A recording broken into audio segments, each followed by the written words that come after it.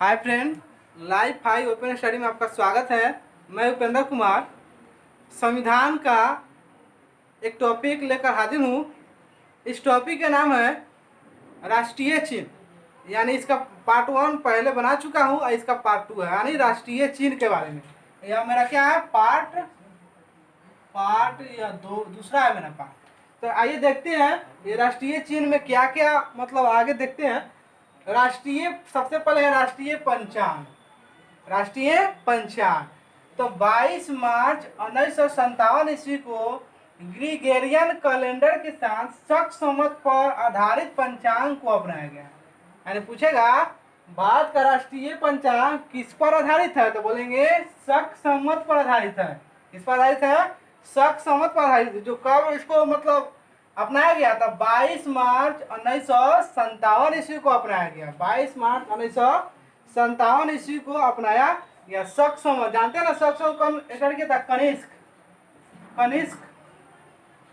कनिष्क ने 7800 ईस्वी में एक संवत चलाए थे, यानी कुषाण वंश के महानतम शासक थे। कौन? कनिष्क, जो 78 ईस्वी में एक संवत चलाए थे। संवत चलाए थे जिसे हम कथी कहते हैं? शक संवत कहते हैं। इसी शक संवत को भारत सरकार ने बाद में अपना इस राष्ट्रीय पंचांग घोषित की। शक संवत 78 ईस्वी पूर्व में। अब इसमें थोड़ा देखते हैं। अगर साधारण वर्ष रहेगा तो 22 मार्च से स्टार्ट होगा। साधारण वर्ष रहेगा तो सिंपल रहेगा। साधारण वर्ष रहेगा तो 22 मार्च से, और लीप ईयर्स रहेगा। लीप ईयर्स में रहेगा तो कितना से? 21 मार्च से स्टार्ट होगा। याद रखना है, साधारण वर्ष रहेगा तो 22 मार्च और लीप वर्ष रहेगा तो 21 मार्च से स्टार्ट होगा। और इसका पहला महीना चैत से स्टार्ट होता है, अंतिम महीना क्या होता है? फागुन होता है। अंतिम महीना क्या होता है? फागुन होता है। पहला महीना चैत यानी चैत हो जाएगा, अंतिम महीना फागुन हो जाएगा। या कनिष्क ने चलाया था सबसे पहले एक संवत, जो शक संवत जो भारत सरकार ने अपनाया था। अब चलते हैं राष्ट्रीय पशु। भारत का राष्ट्रीय पशु क्या है मेरा? हम लोग जानते हैं बाघ है। बाघ को 1973 ईस्वी में राष्ट्रीय पशु घोषित किया गया था। पूछ सकता है कि राष्ट्रीय पशु कब घोषित किया गया था? तो 1973 ईस्वी में। कितना बार पूछ चुका है कि टाइगर एक्ट कब बनाया गया था? टाइगर एक्ट यानी बाघ रिजर्व परियोजना है, बाघ रिजर्व परियोजना। तो वो कब बनाया था? 1973 ईस्वी में। इसका वैज्ञानिक नाम है, साइंटिफिक नेम है पैंथेरा टाइग्रिस लिनियस। इसका साइंटिफिक नेम भी पूछ सकता है। बाघ का साइंटिफिक नेम क्या है? तो पैंथेरा टाइगर लिनियस बाघ का साइंटिफिक नाम है। अब चलते हैं राष्ट्रीय जलीय जीव। राष्ट्रीय जलीय जीव मेरा क्या है? डॉल्फिन है। राष्ट्रीय जलीय जीव क्या है? डॉल्फिन है। राष्ट्रीय जलीय जीव को भारत सरकार ने 5 अक्टूबर 2009 ईस्वी को जलीय जीव घोषित किया। यानी डॉल्फिन को जलीय जीव कब घोषित किया गया? 5 अक्टूबर 2009 ईस्वी को घोषित किया गया। एक नया नया अभी जो है एक इम्पोर्टेंट क्वेश्चन में बनता है कि dolphin research centre, dolphin research centre कहाँ है? डॉल्फिन रिसर्च सेंटर कहाँ है? तो पटना में अभी हाल फिलहाल में बैठा गया है। डॉल्फिन रिसर्च सेंटर कहाँ है? पटना, याद रखिएगा। राष्ट्रीय पक्षी, भारत का राष्ट्रीय पक्षी हम लोग जानते हैं मोर है, सब कोई जानता है मोर है। लेकिन इसे कब घोषित किया गया? भारत का राष्ट्रीय पक्षी मोर को कब घोषित किया गया? 26 जनवरी 1963 ईस्वी को राष्ट्रीय पक्षी मोर को घोषित किया गया है 26 जनवरी 1963 ईस्वी को।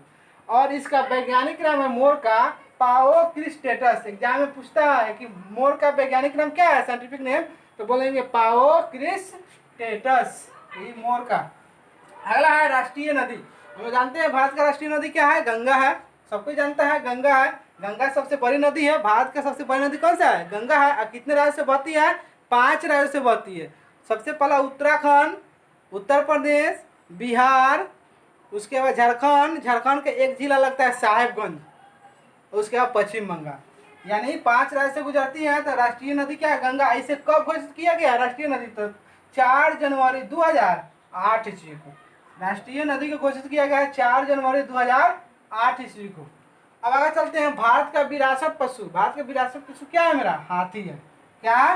हाथी है। एग्जाम में पूछता है कि भारत का विरासत पशु क्या है? हाथी है। इसे कब घोषित किया गया था? 2010 ईस्वी में। 10 ईस्वी में घोषित किया गया है। अगला है भारत का राजभाषा। देखिए मेरा भारत का कोई राष्ट्रीय भाषा नहीं है, भारत की कोई राष्ट्रीय भाषा नहीं है। भारत का मेरा क्या है, राजभाषा है। वो क्या है, हिंदी है।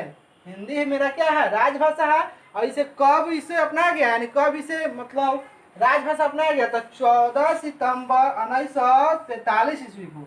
14 सितंबर 1943 ईस्वी को। इसलिए हम लोग प्रतिवर्ष राष्ट्रीय हिंदी दिवस कब मनाते हैं, 14 सितंबर को मनाते हैं। 14 सितंबर को ही राष्ट्रीय हिंदी दिवस मनाते हैं। अब देखिए हम लोग जानते हैं भारत के संविधान में अनुच्छेद 343 में हिंदी भाषा के बारे में जिक्र किया गया है। 343 ईस्वी में, मतलब 343 में हिंदी भाषा का जिक्र किया गया अनुच्छेद है। उसके बाद राष्ट्रीय मुद्रा। राष्ट्रीय मुद्रा क्या है, रुपया। जानवे करते हैं क्या है, रुपया है। और इसे हिंदी के र और अंग्रेजी के र दोनों को मिलाकर सिंबल बनाया गया, मतलब ये मुद्रा का संकेत है, रुपया का संकेत है। इस मुद्रा का संकेत किसने बनाया है, तो हम लोग जानते हैं IIT कहाँ के, IIT मुंबई के, मुंबई के उदय कुमार, IIT मुंबई के उदय कुमार ने इस मुद्रा का मतलब इस सिंबल का क्या किए, संकेत का मतलब बनाए हैं। वो पूछता है एग्जाम में कि राष्ट्रीय मुद्रा का संकेत किसने तैयार किया, तो बोलेंगे उदय कुमार, मुंबई के थे, IIT मुंबई के थे।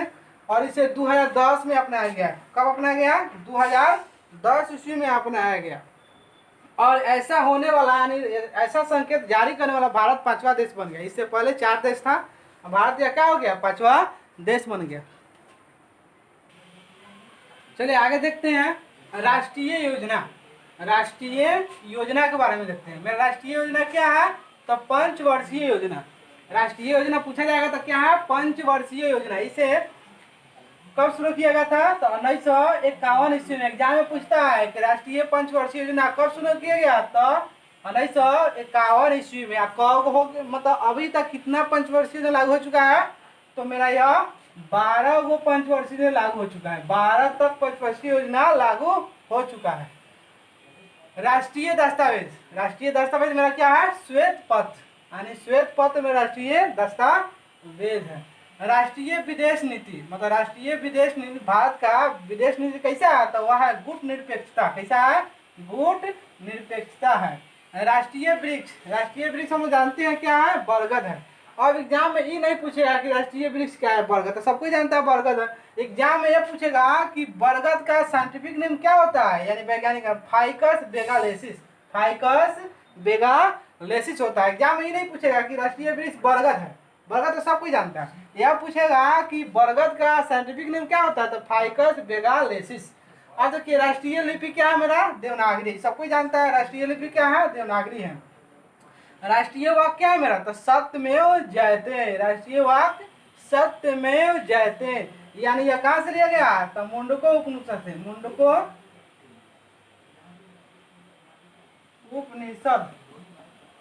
उपनिषद से लिया गया। यह कहां से लिया गया है, मुंडको उपनिषद से लिया गया, सत्यमेव जयते। अब देखिए राष्ट्रीय पुष्प। राष्ट्रीय पुष्प मेरा क्या है, कमल। सबको जानता है कमल है, लेकिन एग्जाम में ये पूछेगा कि कमल का वैज्ञानिक नाम क्या होता है, तो नेल्बो निसिफेरा गेटन। नेल्बो निसिफेरा गेटन होता है कमल का साइंटिफिक नेम।